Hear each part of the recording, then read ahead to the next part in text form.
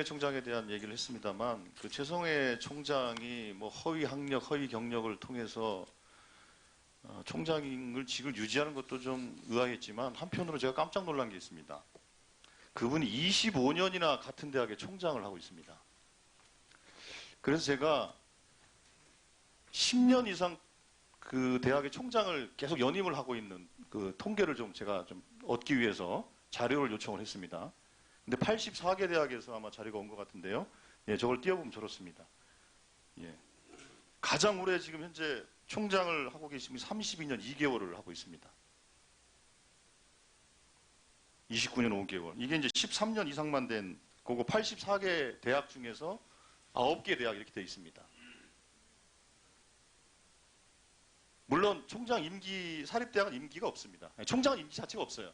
국립대도 마찬가지죠. 그렇죠? 임기가 없습니다만, 야, 이걸 보면서 제가 좀 솔직히 좀 깜짝 놀랐습니다. 예, 역시 아무리 좋은 물도 고이면 썩게 되어 있습니다. 근데 이분들이 이렇게 총장직을 왜 이렇게 오래 유지할까를 봤더니 설립자 혹은 이사장과 다 특수관계들입니다. 특수관계인들이. 넘겨보세요.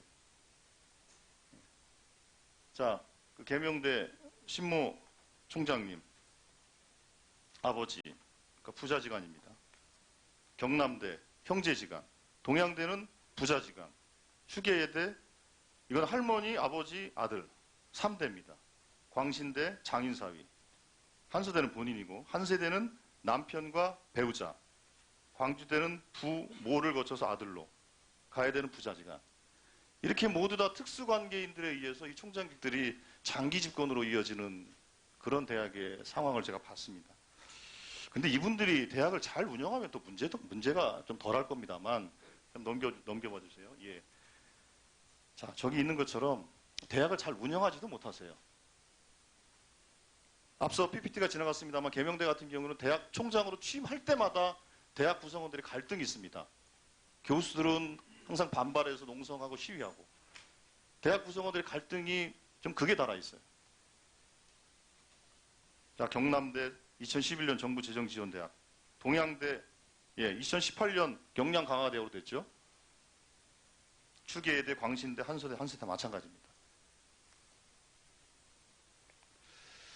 제가 이걸 좀 심각하게 느껴서 지금 이건 84개 대학을 분석한 건데 사립대학이 전문대까지 포함하면 한 뭐 300개는 약간 안 되고 280개 정도 되지 않겠습니까?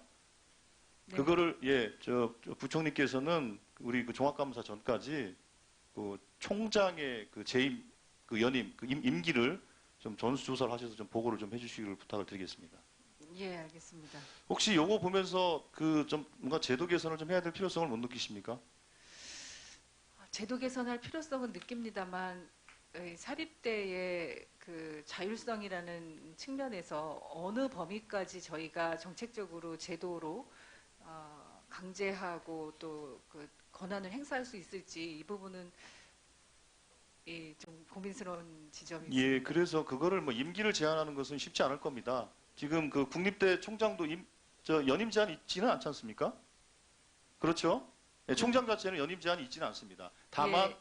국공립대 총장의 경우에는 총장 뭐 추천위원회라든지 교육부 장관의 절차가 있습니다. 그렇죠. 예. 그 내부 절차를 다 거쳐서 총장을 임명하기 때문에 상대적으로 구성원들의 총의가 모아지고 그 과정 속에 좀 걸러지게 돼 있습니다. 네. 그런데 그 앞서도 제가 그 보여드렸던 그 통계를 보면 실제로 그 사립대학교의 경우에 그 84개 대학 중에서 직선제를 채택하고 있는 것은 성신여대 하나밖에 없고요. 간선제, 저기 있습니다. 간선제 26곳. 임명제, 이사회가 임명하는 건 57곳입니다. 이럴 경우에는 특수관계인 이사장이 사실상 총장을 임명하는 상황입니다. 그래서 연임 제한을 뭐 두거나 하는 정도는 어렵다 하더라도 총장을 추천하고 검증하고 하는 그 좀 과정 정도는 둬야 되지 않는가.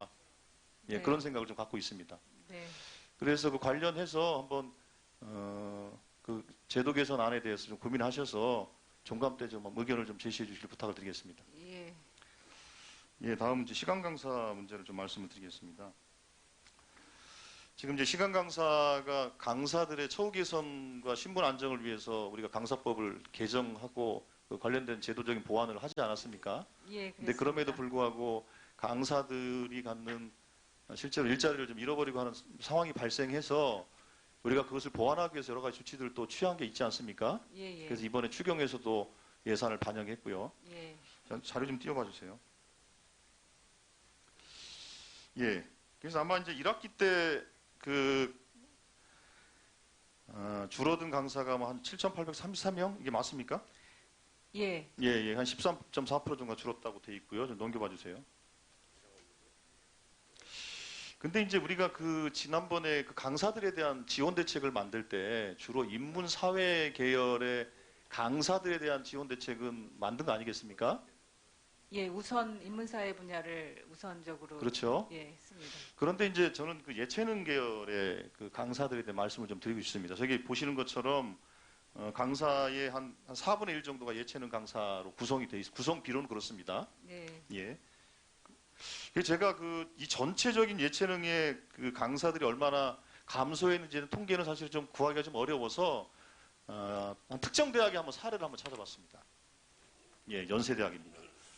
연세대 음대 같은 경우에는 저기 보시는 것처럼 2018년과 2019년을 비교해 보면 시간 강사 거의 반토막 났습니다. 뭐 반토막은 아니라 한 77명 정도 줄어든 거죠. 네. 그렇죠? 한 3분의 1 정도 줄었죠.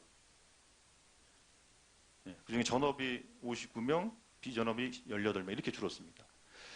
그러니까 이게 그 실제로 그 예체능계 같은 경우에는 1대1 또 레슨을 하기 때문에 실제로 강사 숫자가 좀 많습니다. 네. 그래서 아마도 강사 숫자를 줄이는 데는 대학 입장에서는 예체능 강사를 줄이는 게 아마 더 효과적이라고 판단한 것 같습니다. 그래서 이런 좀 상황을 좀 고려하셔서 예체능계 강사에 대한 그 대책을 좀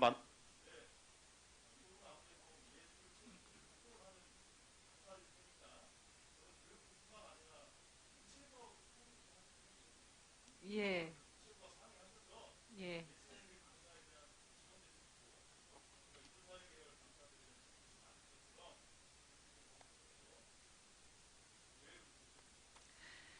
예, 지금도 시간 강사 연구 지원 사업에 예체능 계열 강사가 포함되어 있기는 합니다. 그런데 이제 그 정책적 그 실효성을 높이기 위해서 의원님 말씀하신 것처럼 문체부와 어떤 그 협력이 가능한지를 논의를 해서 지원 방안을 검토하고 보고 드리도록 하겠습니다. 네, 수고하셨습니다.